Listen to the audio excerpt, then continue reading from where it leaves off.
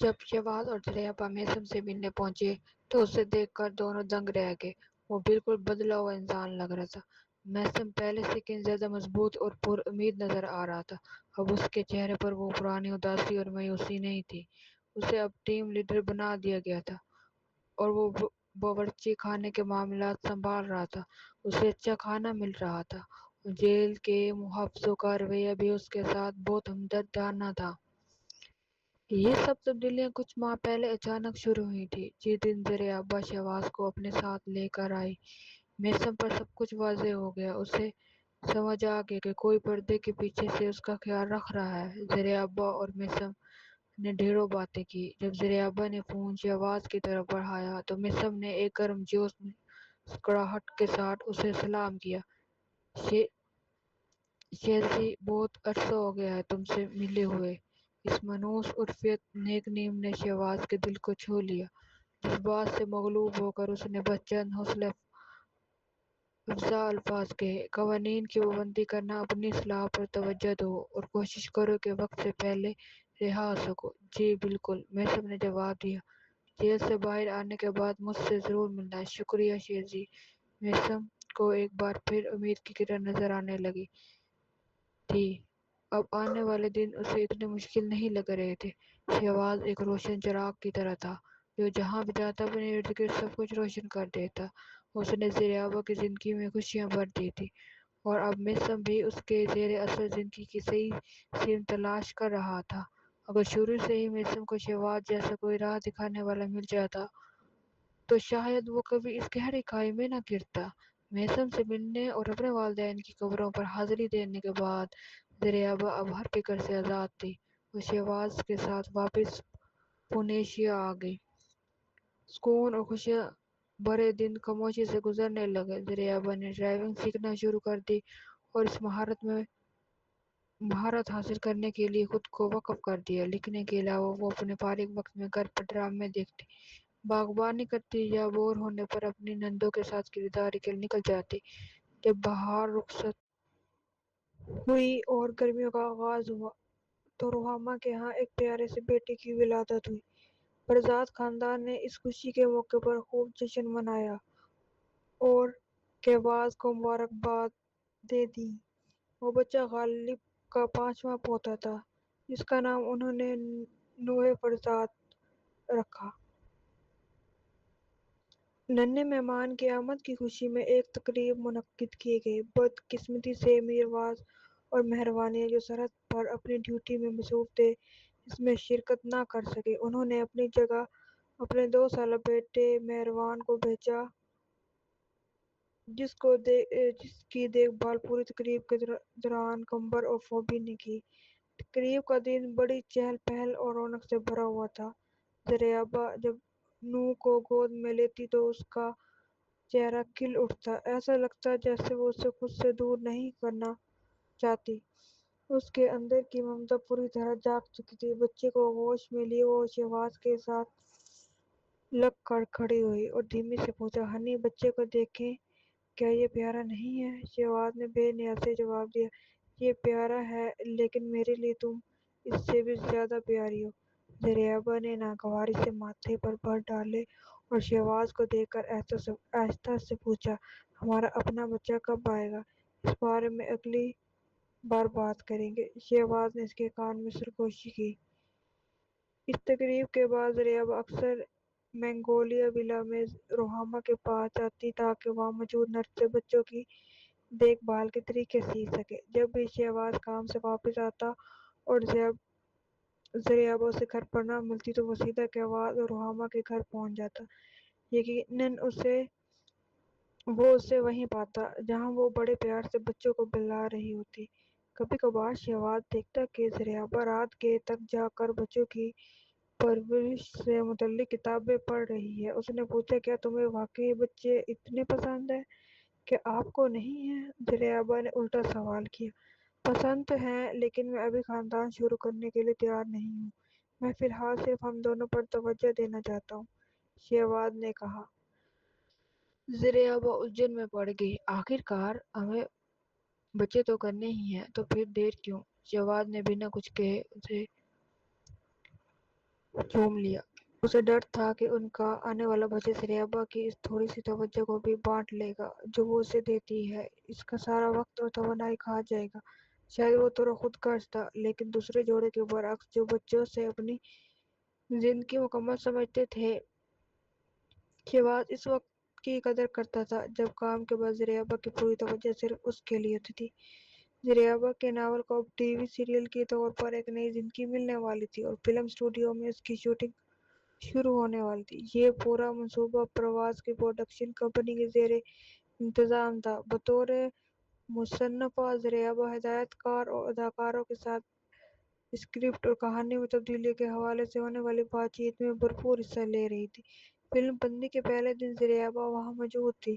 افتتاحی تقریب میں کافی چہل پہل تھی، حالانکہ یہ روایتی رسم و رواج کی وجہ سے کافی طویل ہو گئی تھی۔ تقریب کے بعد تمام اداکاروں اور عملے نے مل کر ایک گروپ فوٹو کھنچوائی۔ فلم اسٹوڈیو میں شوٹنگ کے لیے بہت سے مقامات تیار کیے گئے تھے جہاں عملہ اور اداکار دوڑ بھاگ میں مصروف تھے۔ اپنا کام مکمل کرنے کے بعد زریابا بیگ ہاتھ میں لیے اکیلی وہاں سے نکلی۔ وہ بھی زیادہ دور نہیں گئی تھی کہ ویویان نے اس کا راستہ روک لیا۔ اپنے سین کے لیے خوبصورت قدیم لباس میں ملبوس ویویان ایک ہاتھ میں چھتری اور دوسرے ہاتھ میں چھوٹا برقی پنکھا پکڑے گرمی سے بچنے کی کوشش کر رہی تھی۔ اوہ خدایا، مجھے کبھی امید نہیں تھی کہ اتنی مشہور رومانوی مصنفہ مردوں کو پھنسانے کے لیے اتنے گھٹیا ہتھ کنڈے استعمال کرے گی، ویویان نے طنزاً کہا۔ ان الزامات پر حیران ہوتے ہوئے زریابا نے ویویان کو سرد نظروں سے دیکھا اور سوچنے لگی کہ کیا اس کا دماغ چل گیا ہے۔ ایک لفظ کہے بغیر زریابا اسے نظر انداز کرکے آگے بڑھ گئی، جیسے ویویان وہاں موجود ہی نہ ہو۔ کیا تمہیں واقعی اس بات پر فخر ہے کہ تم نے ایک نابینا پولیس افسر کو اپنی طرف مائل کیا جو اب بھی اپنی سابقہ محبوبہ کی محبت میں گرفتار ہے؟ تم نے تو اس پر پوری کتاب لکھ ڈالی، تم کتنی بے شرم ہو سکتی ہو، ویویان چلائی۔ زریابا کے قدم وہیں جم گئے۔ ایک زہریلی مسکراہٹ کے ساتھ ویویان نے کے درمیان فاصلہ کم کیا اور سراہتے ہوئے بولی، میں نے سنا ہے کہ تمہاری آخری کتاب نے کسی بڑے فلم پروڈیوسر کی توجہ حاصل کر لی ہے اور اس پر فلم بن رہی ہے۔ اس کا ہیرو شہباز پر مبنی ہے نا؟ اور ہیروئن تم خود ہو۔ زریابا نے اپنی مٹھیاں بھینچ لی، اسے اپنے اندر بے چینی کی ایک لہر محسوس ہوئی۔ کہانی کے کردار حقیقی لوگوں سے متاثر ضرور تھے، لیکن وہ قصہ مکمل طور پر فرضی تھا۔ اس کا مواد اتنا سنسنی خیز ہو گیا تھا کہ خود اسے پڑھ کر شرمندگی ہوتی تھی۔ کیا شہباز نے اسے پڑھا ہے؟ ویویان نے پوچھا۔ تم چاہتی کیا ہو؟ زریابا نے بے چینی سے سوال کیا۔ زریابا کو پریشان دیکھ کر ویویان کا جوش بڑھ گیا۔ لگتا ہے اس نے ابھی تک اسے نہیں پڑھا۔ وہ نہیں جانتا کہ تم کتنی چالاک ہو، ہے نا؟ زریابا کی مٹھیاں بھینچ گئیں اور اس کے چہرے کے تاثرات سخت ہو گئے۔ ویویان فخر سے زریابا کے سامنے کھڑی تھی اور اپنے میک اپ سے بھرے چہرے پر پنکھے کی ہوا لے رہی تھی۔ اس کی مسکراہٹ فاتحانہ تھی۔ اگر میں غلط نہیں ہوں تو میرا مینیجر آج صبح وہ کتاب شہباز کو دے آیا ہے۔ زریابا کی نظریں ویویان کی انگلیوں پر پڑیں، جہاں ایک جانی پہچانی انگوٹھی نے اس کی توجہ کھینچ لی۔ یہ بالکل ویسی انگوٹھی تھی جس نے اس پر گہرا اثر چھوڑا تھا۔ اچانک اس کے ذہن میں ایک خیال آیا، بجلی کی طرح گوندا، اور اس نے پھیلی ہوئی آنکھوں سے ویویان کو دیکھا۔ ویویان دل کھول کر ہنسی۔ اسے لگا کہ زریابا کی خاموشی خوف اور احساس جرم کی وجہ سے ہے۔ کیا اب تم ڈر رہی ہو؟ تمہیں کیا لگتا ہے اگر شہباز کو تمہاری حقیقت پتہ چل گئی تو کیا وہ تم سے شادی کرنے پر پچھتائے گا؟ زریابا خاموش رہی۔ اس کا چہرہ اترتا جا رہا تھا اور ویویان کی انگلی میں وہ انگوٹھی دیکھ کر اس کی ریڑھ کی ہڈی میں سنسنی دوڑ گئی۔ ویویان اپنی کامیابی پر اتراتی ہوئی وہاں سے چلی گئی۔ زریابا کا یہ ڈر کہ شہباز اس کی کتاب پڑھے گا صرف شرمندگی کی وجہ سے تھا۔ اس کے پاس چھپانے کے لیے کوئی کالے راز نہیں تھے۔ اس کے علاوہ کتاب کے صفحات میں موجود کہانیاں محض اس کی تخیل کی پیداوار تھیں۔ اس کی کتاب کا عنوان تھا ناکام دشمنی۔ کہانی کا مرکزی کردار ایک پولیس افسر تھا جو شدید زخمی ہونے کے بعد اپاہج اور نابینا ہو گیا تھا۔ وہ اپنی پہلی محبت کا دیوانہ تھا۔ ہیروئن ایک نرس تھی جو اس پولیس افسر کی دیکھ بھال کرتی تھی اور اسے پہلی نظر میں اس سے پیار ہو گیا تھا۔ بطور نرس اس نے حالات کا فائدہ اٹھانے کی کوشش کی۔ اس نے اسے اپنی طرف مائل کرنے کے لیے ہر طرح کے طریقے استعمال کیے، یہاں تک کہ اس کی پہلی محبت کے ساتھ اس کا رشتہ خراب کرنے کے لیے گھٹیا چالیں بھی چلیں۔ ہیروئن اس کے عشق میں پاگل تھی، لیکن ہیروئن کا دل اپنی پہلی محبت کے لیے دھڑکتا رہا۔ ایک دن ہیروئن نے اس کے نشے کی حالت کا فائدہ اٹھا کر خود کو اس پر مسلط کر دیا اور بعد میں اپنی حمل کی خبر کا استعمال کر کے اسے شادی پر مجبور کر دیا۔ کہانی کے ایک دردناک موڑ پر ہیروئن نے ہیرو کی جان بچانے کے لیے اپنی اور اپنے انکہے بچے کی قربانی دے دی، لیکن آخر میں ہیرو نے اپنی پہلی محبت سے شادی کی۔ یہ ایک ایسا ناول جس میں عام کہانیوں سے ہٹ کر ایک دل دہلا دینے والا قصہ بیان کیا گیا ہے۔ زریابا شام کو گھر پہنچی۔ اس نے اپنا بیگ پٹکا اور ایک زوردار دھماکے کے ساتھ اسٹڈی روم کا دروازہ کھول کر اندر داخل ہوئی۔ شہباز صوفے پر بیٹھا کتاب پڑھ رہا تھا جب زریابا اچانک اس پر جھپٹ پڑی۔ کتاب اچانک شہباز کے ہاتھوں سے چھین لی گئی اور زریابا لڑکھڑا کر اس کی باہوں میں جا گری۔ شہباز نے حیرت سے اپنی باہوں میں سکیڑی اور زریابا کو سنبھالتے ہوئے پوچھا، کیا ہوا ہے؟ ہانپتے ہوئے زریابا نے سوال کیا، آپ نے کتنی پڑھ لی ہے؟ شہباز کا لہجہ نرم ہو گیا، اگرچہ اس کے چہرے پر اب بھی تناؤ تھا۔ تقریباً ساڑھی ہی، کیا تم اس کا انجام بدل سکتی ہو؟ نہیں، یہ اب پتھر پر لکیر ہے، زریابا نے کہا۔ اس کے گال شرم سے دہک رہے تھے، شاید اس کا کوئی دوسرا حصہ یا کوئی تسلسل اس کی ہیروئن تو ختم ہو چکی ہے، اب کوئی دوسرا حصہ بھی اسے واپس نہیں لا سکتا۔ شہباز نے ایک لمبی آہ بھری۔ اسے اپنے سینے پر ایک بوجھ سا محسوس ہوا جو اسے معلوم تھا کہ اتنی جلدی ختم نہیں ہوگا۔ اس نے زریابا کو اپنی گود میں بٹھایا اور بڑبڑایا، اس کا اتنا دردناک انجام کیوں رکھا؟ زریابا خاموشی سے سر جھکا کر بیٹھ گئی۔ اس وقت اسے یقین تھا کہ شہباز اپنی پہلی محبت کا دیوانہ ہے، اس لیے کہانی ایسا انجام اس کے خیال میں بالکل درست تھا۔ نرمی سے اس کے بالوں سے کھیلتے ہوئے شہباز نے اس کے سرخ چہرے کو دیکھا اور پوچھا، ڈارلنگ، کیا یہ سچ ہے جو کتاب میں لکھا ہے؟ کیا تمہیں مجھ سے پہلی نظر میں محبت ہو گئی تھی؟ زریابا نے شرماتے ہوئے سر ہلا دیا۔ شہباز کے چہرے پر ایک روشن مسکراہٹ پھیل گئی، اس کی آواز جوش سے بھری ہوئی تھی جب اس نے پوچھا، تو وہ تمام رومانوی طریقے جو تم نے ہیروئن کے ذریعے ہیرو پر آزمائے، کیا تم وہ سب مجھ پر آزمانے کا سوچ رہی تھی؟ شرمندگی اور الجھن محسوس کرتے ہوئے زریابا نے آنکھیں بند کر لی اور احتیاط سے سر ہلایا۔ اس کا جی چاہ رہا تھا کہ وہ بس کہیں غائب ہو جائے۔ تم نے ایسا کیا کیوں نہیں؟ شہباز نے پوچھا۔ اسے ضائع شدہ وقت پر افسوس ہوا۔ اگر زریابا کتاب کی ہیروئن کی طرح نڈر ہوتی اور اسے اپنی طرف مائل کرنے کے لیے وہ سب طریقے آزماتی تو وہ پہلے ہی چال پر اس کا ہو چکا ہوتا۔ میں ایسا کبھی نہیں کر سکتی تھی، زریابا نے شرمیلی مسکراہٹ کے ساتھ جواب دیا۔ مجھ جیسی شریف لڑکی ایسی باتیں کیسے کر سکتی ہے؟ یہ سب تو صرف میری کتابوں کے تخیلات ہیں۔ شہباز نے ایک طنزیہ مسکراہٹ دی اور اسے اپنے قریب کر کے اس کی گردن میں اپنا چہرہ چھپا لیا۔ اس نے اس کے جسم کی خوشبو محسوس کی اور سرگوشی کی۔ تم نے لکھا ہے کہ ہیرو نشے میں تھا اور ہیروئن نے اس کی حالت کا فائدہ اٹھایا۔ یہ کہانی جانی پہچانی کیوں لگ رہی ہے؟ احساس جرم کے مارے زریابا اس کی گرفت سے نکلنے کے لیے تڑپنے لگی۔ ہنی، چلیں باہر چل کر کھانا کھاتے ہیں، مگر شہباز نے اسے مضبوطی سے تھامے رکھا اور چھوڑنے سے انکار کر دیا۔ کیا تمہیں اپنی کسی بات پر شرمندگی ہو رہی ہے؟ تم کس بات سے بچنے کی کوشش کر رہی ہو؟ میں کسی چیز سے نہیں بچ رہی، مجھے بس بھوک لگی ہے۔ پہلے بات کرتے ہیں، پہلے کھانا کھاتے ہیں۔ شہباز نے پینطرہ بدلا اور زریابا کو صوفے پر دبا لیا۔ اس کے چہرے پر ایک شرارتی سختی تھی۔ کیا تم نے پہلے کبھی میرے ساتھ کوئی ایسی حرکت کی ہے جو بتانے کے قابل نہ ہو؟ زریابا نے گھبرا کر اپنی بڑی اور شفاف آنکھیں جھپکائیں۔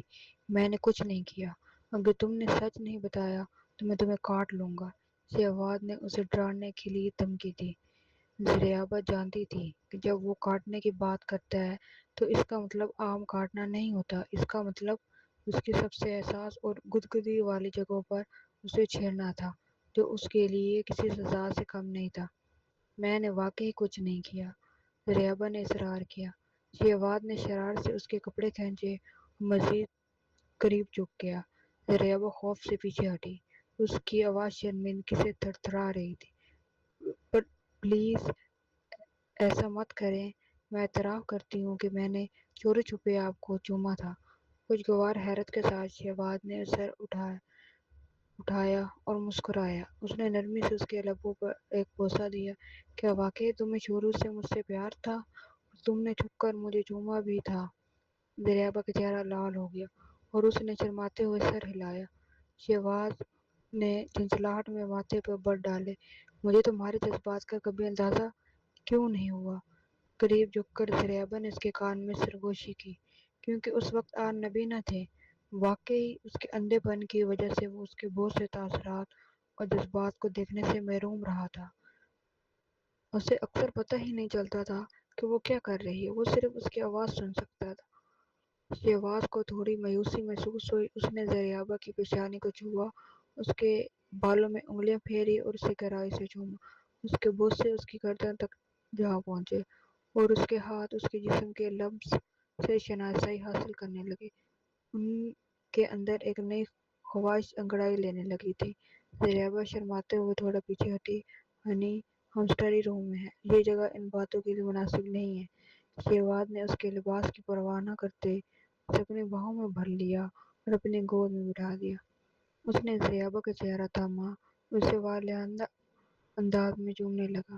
اگرچہ ہم نے ماضی میں کچھ وقت ضائع کیا، لیکن اب سب ٹھیک ہے کیونکہ تم میرے پاس ہو۔ میں تمہارے وجود کو اتنی شدت سے محسوس کر سکتا ہوں، تم میرے بالکل پاس ہو، اور آخر کار میں نے تمہیں کبھی اپنے پہلو سے دور نہیں ہونے دیا۔ شہباز نے سرگوشی کی۔ ڈھلتے سورج کی کرنیں کھڑکی کے راستے نیم تاریک اسٹڈی روم میں داخل ہو رہی تھیں۔ اس مدھم اور رومانوی روشنی نے ان کے گرد پھیلے ہوئے جذباتی ماحول کو مزید گہرا کر دیا تھا۔ ان دونوں کے دل زور زور سے دھڑک رہے تھے۔ شہباز نے جوش جنون سے ذریعہ کا چہرہ ہاتھوں میں لیا اور اسے چومنے لگا۔ وہ اس لمحے اس کے وجود کو پوری شدت سے محسوس کرنا چاہتا تھا۔ اس کی کتاب پڑھنے کے بعد شہباز کے دل میں ایک عجیب سا خالی پن پیدا ہو گیا، اور وہ کہانی کے کرداروں کے انجام پر بہت اداس تھا۔ اسے اس اداسی کو ختم کرنے کے لیے اس طرح کی کسی جذباتی اور والہانہ قربت کی ضرورت تھی۔ اب ذریعہ کے ساتھ پیار کرنا اس خلا کو پور کرنے کا بہترین طریقہ تھا۔ اس کے ہاتھ ذریعہ کے گالوں سے نیچے سرکتے ہوئے اس کے نرم جسم کو چھونے لگے، پھر اس کے نازک کمر پر جم گئے۔ اپنے مضبوط بازو کا سہارا دیتے ہوئے وہ اسے اپنی محبت کے اظہار میں لینے لگا۔ شہباز ذریعہ کے کان کے قریب جھکا اور اس کی لو کو نرمی سے چھیڑا۔ اس نے بھاری آواز میں کہا، سویٹ ہارٹ، تمہاری باری ہے۔ ذریعہ نے اس کی گردن کے گرد اپنی باہیں ڈال دی اور اپنا چہرہ اس کے کندھے میں چھپا دیا۔ اس کی سانسیں گرم اور تیز تھیں۔ وہ دونوں بغیر کسی روک ٹوک کے ایک دوسرے کی قربت میں کھو گئے۔ اسٹڈی روم کی خاموشی میں ان کی گہری سانسوں کی آوازیں گونج رہی تھیں۔ کچھ دیر بعد ذریعہ تھکن کے مارے شہباز کے سینے پر ڈھیر ہو گئی۔ اسے نیند سی آنے لگی۔ شہباز نے پیار سے اس کے لمبے بالوں میں انگلیاں پھیری اور بڑبڑایا، مجھ سے وعدہ کرو کہ تم اب ایسا دکھ بھرا ناول نہیں لکھو گی، ایسے قصے میرا موڈ خراب کر دیتے ہیں۔ ذریعہ نے نیند میں ہی منہ کر کے جواب دیا، کیا تم آج افتتاحی تقریب میں گئی تھی؟ شہباز نے پوچھا۔ ذریعہ نے دوبارہ ہوں کیا اور کہا، بدقسمتی سے میرا سامنا پھر ویویان سے ہو گیا۔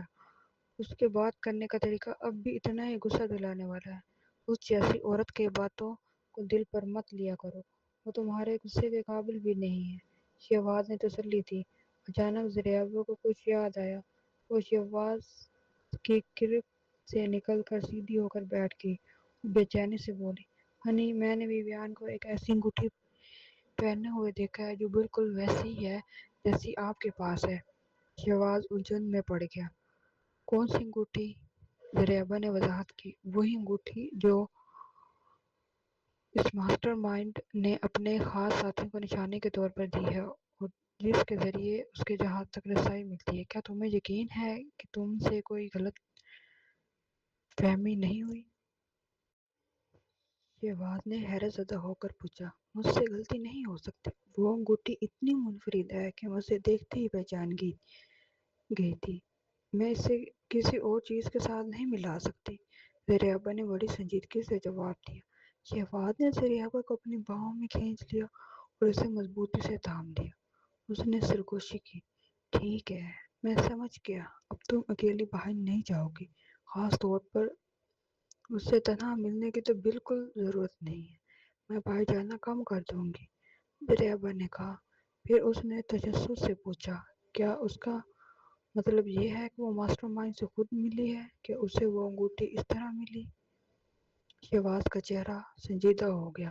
ہاں، غالباً وہ اس سے ملی ہے، اور اس بات کا قوی امکان ہے کہ ان کے درمیان کوئی نجی تعلق بھی رہا ہو۔ زریابا دنگ رہ گئی۔ کیا یہ سچ ہو سکتا ہے کہ اس ماسٹر مائنڈ کی ترجیحات مرد اور عورت دونوں کے لیے ہوں؟ شہباز اس کا کوئی حتمی جواب نہ دے سکا۔ اس نے بے بسی سے کہا، میں یقین سے نہیں کہہ سکتا کہ وہ کیسے انسان ہے، کیونکہ میں اب تک اس سے نہیں ملا، لیکن ایک بات طے ہے کہ وہ بہت بے رحم اور خطرناک ہے۔ ہنی، براہ کرم اپنا خیال رکھیے گا، زریابا نے فکر مندی سے کہا۔ کام سے پہلے زندگی ہے اور ہماری حفاظت ہر چیز پر مقدم ہونی چاہیے۔ شہباز نے اس کے لبوں کو چوما اور نرمی سے کہا، جب سے تم میری زندگی میں آئی ہو مجھے موت سے ڈر لگنے لگا ہے۔ میں وعدہ کرتا ہوں کہ میں تمہیں کبھی اکیلا نہیں چھوڑوں گا، اور نہ ہی کبھی تمہیں کسی اور کی ہونے دوں گا۔ شہباز نے زریابا کے مشورے کو سنجیدگی سے لیا۔ اگلے دن وہ پولیس اسٹیشن واپس آ گیا اور فوری طور پر اپنے اعلیٰ افسر سے اجازت مانگی کہ وہ اپنے سب سے قابل اعتماد ساتھی کو ویویان کی نگرانی اور تفتیش کے لیے اپنے ساتھ شامل کر سکے۔ ریان کو تجسس ہوا کہ اسے کیوں منتخب کیا گیا ہے۔ تم وہ ہو جس پر میں سب سے زیادہ بھروسہ کرتا ہوں۔ اب بڑی مچھلی سطح پر آنے ہی والی ہے، شہباز نے وضاحت کی۔ ریان کی دلچسپی فوراً بڑھ گئی۔ یہ سراغ کہاں سے ملا؟ کیا ہم اس پر بھروسہ کر سکتے ہیں؟ میں یقین سے نہیں کہہ سکتا، شہباز نے جواب دیا۔ یہ تو آخرکار یہ طے پایا کہ شہباز اور ریان ویویان کی نقل و حرکت پر نظر رکھنے اور تفتیش کرنے کی ذمہ داری سنبھالیں گے۔ آنے والے دنوں میں انہوں نے باری باری 24 گھنٹے کی ڈیوٹی کی۔ پولیس فورس کے اندر معلومات کے اخراج کو روکنے کے لیے انہوں نے اس بات کو یقینی بنایا کہ صرف چند مخصوص لوگ ہی اس آپریشن سے واقف ہوں۔ ویویان کی روزمرہ کی سرگرمیوں میں زیادہ تر فلم بندی اور پھر اپنے ہوٹل واپس جانا شامل تھا۔ کبھی کبھار وہ تقریبات میں شرکت کرتی اور شوٹنگ کے معاہدے قبول کرتی۔ شہباز اور ارسلان نے کئی دنوں تک اپنی نگرانی جاری رکھی، لیکن کوئی خاص پیش رفت نہ ہو سکی۔ شہباز کافی عرصے سے گھر نہیں گیا تھا اور زریابا سے صرف پیغامات اور کالز کے ذریعے رابطے میں رہ پاتا تھا۔ دیر رات جب یہ اطمینان ہو جاتا کہ ویویان سو چکی ہے تو شہباز اور ارسلان باری باری نہانے اور تازہ دم ہونے کے لیے گھر جاتے۔ ہر روز شہباز خاموشی سے گھر لوٹتا، زریابا کو جگائے بغیر ایک نظر اسے دیکھتا اور اتنی خاموشی سے واپس نکل جاتا۔ صبح سویرے جب زریابا کی آنکھ کھلی تو اس نے اپنے برابر کی جگہ کو اب بھی خالی پایا۔ تنہائی کا ایک احساس اس کے دل میں جاگا، لیکن اس نے خود کو یاد دلایا کہ شہباز ایک پولیس افسر ہے۔ وہ خاموشی سے اپنے جذبات سے لڑتی رہی اور اسے سمجھنے اور اس کا ساتھ دینے کی پوری کوشش کرتی رہی، حالانکہ وہ اسے شدت سے یاد کر رہی تھی۔ زریابا بستر سے اٹھی اور غسل خانے کی طرف بڑھی۔ اچانک اسے اپنے پیٹ میں عجیب سی بے چینی محسوس ہوئی۔ اس نے اپنے منہ پر ہاتھ رکھا اور تیزی سے ٹوائلٹ کی طرف بھاگی، اور اسے ابکائیاں آنے لگیں۔ طبیعت کی ناسازی اور کافی دیر تک معطلی محسوس ہونے کے باوجود کچھ باہر نہ آیا۔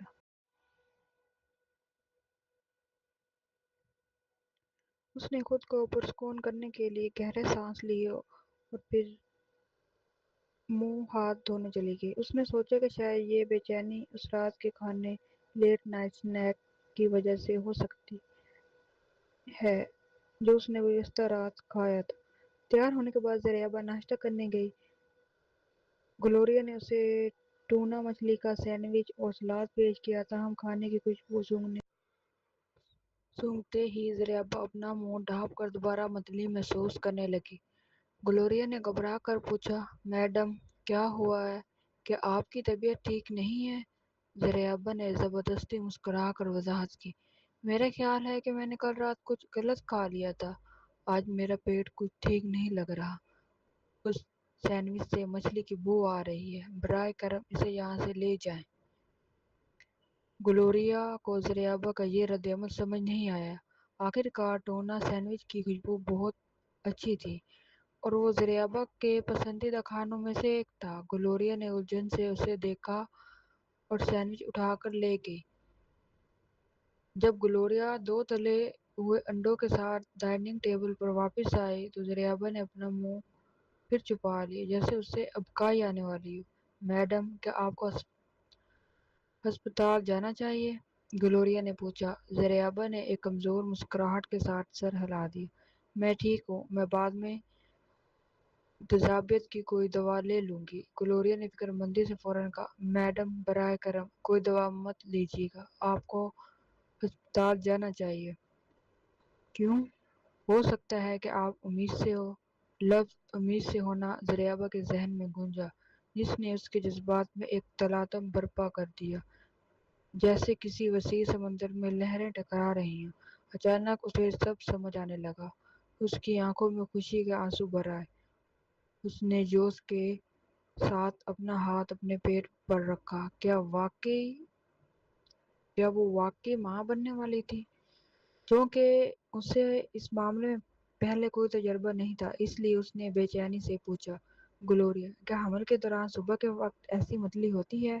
یہ ہر کسی کے لیے مختلف ہوتا ہے، لیکن آپ کی علامات بالکل ویسی ہی ہیں۔ آپ ٹیسٹ اسٹرپ سے چیک کر سکتی ہیں۔ گلوریا نے مشورہ دیا۔ زریابہ جوش میں کھڑی ہو گئی، میں ابھی جا کر لے آتی ہوں۔ نہیں نہیں، گلوریا نے اپنا ایپرن اتارتے ہوئے اسے روکا، میں لے آتی ہوں۔ میڈم آپ گھر پر رہیں، میں ابھی واپس آتی ہوں۔ زریابہ نے خوشی سے سر ہلا دیا، شکریہ گلوریا۔ آدھے گھنٹے بعد زریابہ ٹیسٹ کی پٹی لیے غسل خانے سے باہر آئی۔ نتیجے کے بارے میں غیر یقینی ہونے کی وجہ سے اس نے گلوریا کو پکارا، گلوریا آپ اس مرحلے سے گزر چکی ہیں، کیا آپ اسے دیکھنے میں میری مدد کر سکتی ہیں؟ کیمائل بھی بھاگتی ہوئی وہاں آئی۔ گلوریا کے ساتھ مل کر انہوں نے زریابہ کے ہاتھ میں موجود ٹیسٹ کی پٹی کا معائنہ کیا۔ اس پر ہلکی سی مثبت لکیر نظر آ رہی ہے۔ جی ہاں، لگ رہا ہے کہ آپ امید سے ہیں۔ مبارک ہو میڈم، آپ کے یہاں بچہ آنے والا ہے۔ جی ہاں میڈم، جلد ہی آپ کے گھر میں خوشیاں آنے والی ہیں۔ زریابہ کے ہاتھ کانپ رہے تھے، آنکھوں میں آنسو آ گئے۔ اس نے لرزتی ہوئی آواز میں پوچھا، کیا میں واقعی امید سے ہوں؟ اگر یہ ٹیسٹ والی پٹی غلط ہوئی تو؟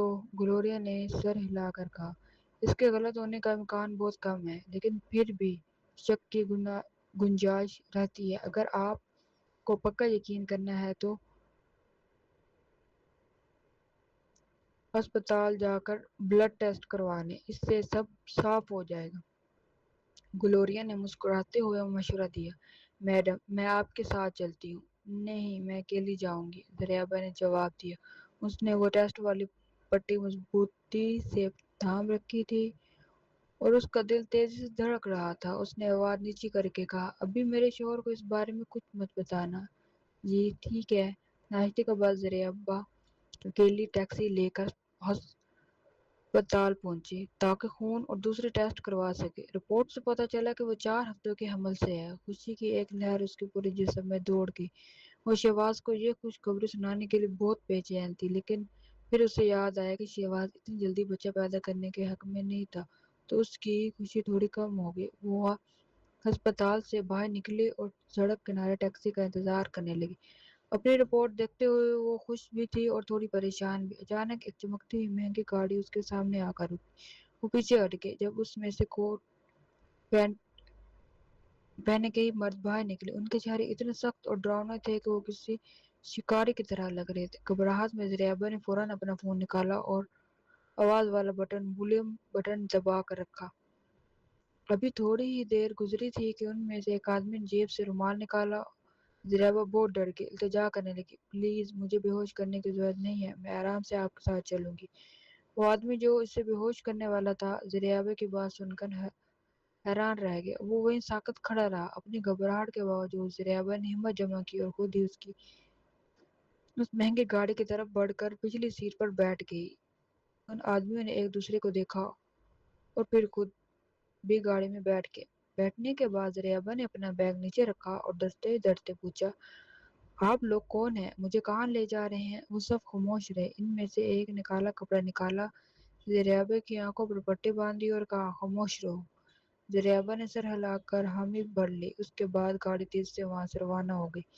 ادھر شہباز اور ریان اپنی گاڑی میں ویان کا پیچھا کر رہے تھے۔ اچانک شہباز کے فون پر ایمرجنسی کا سگنل بجا اور اس کا رنگ اڑ گیا۔ وہ پریشان ہو کر بولا، میری بیوی کے ساتھ کچھ غلط ہوا ہے۔ ریان نے حیران ہو کر پوچھا، ڈرائیور کو کیا ہوا؟ اس نے ایمرجنسی الرٹ بھیجا ہے، اس کی لوکیشن اور پریشانی کا میسج میرے فون پر آیا ہے، شہباز نے بتایا۔ شاید غلطی سے بٹن دب گیا ہو، اسے فون کرو۔ ریان نے مشورہ دیا، ہم یہ خطرہ نہیں مول لے سکتے، اس کی لوکیشن مسلسل بدل رہی ہے، اور اگر وہ واقعی خطرے میں ہے تو فون کرنے سے اس کی جان کو خطرہ ہو سکتا ہے۔ شہباز نے فون ڈیش بورڈ پر لگاتے ہوئے کہا، ہمیں اس لوکیشن کا پیچھا کرنا ہوگا، لیکن ہم تو ویوان کے پیچھے ہیں۔ ریان نے کہا، میری بیوی سب سے پہلے ہے، شہباز غصے سے چلایا۔ ریان نے گاڑی چلانا جاری رکھی۔ تھوڑی دیر بعد وہ بولا، لگتا ہے وہ دونوں ایک ہی طرف جا رہے ہیں۔ شہباز نے سامنے سڑک کو دیکھا اور پھر فون پر دوبارہ لوکیشن چیک کی۔ اس نے اپنا ہاتھ گال پر رکھا تو سانس لینے میں مشکل ہو رہی تھی، وہ بہت زیادہ بے چین لگ رہا تھا۔ گاڑی اور تیز چلاؤ، شہباز غرایا۔ شہباز کو پہلی بار اتنا پریشان دیکھ کر ریحان نے پوری رفتار سے گاڑی دوڑائی۔ آدھے گھنٹے بعد وہ بندرگاہ پر پہنچ گئے۔ شہباز فون ہاتھ میں لے گاڑی سے باہر نکلا اور لوکیشن کا پیچھا کرتے ہوئے ایک پارکنگ تک پہنچا۔ وہاں انہیں وہ گاڑی تو مل گئی جس کی وہ تلاش کر رہے تھے، لیکن وہ خالی تھی، بس ڈرائیور کا بیگ وہیں پڑا رہ گیا تھا۔ وہ یہیں کہیں ہوگی، چلو آس پاس دیکھتے ہیں، ریان نے کہا۔ شہباز کا دل زور زور سے دھڑک رہا تھا، فکر کے مارے اس کا چہرہ سفید پڑ گیا تھا۔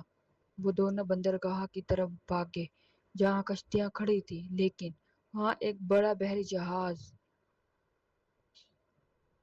سب سے الگ کھڑا تھا۔ انہوں نے دیکھا کہ ویوان اس جہاز کے اندر غائب ہو رہی ہے۔ ریان نے جہاز کی طرف اشارہ کر کے پوچھا، کیا وہ اس جہاز پر ہو سکتی ہے؟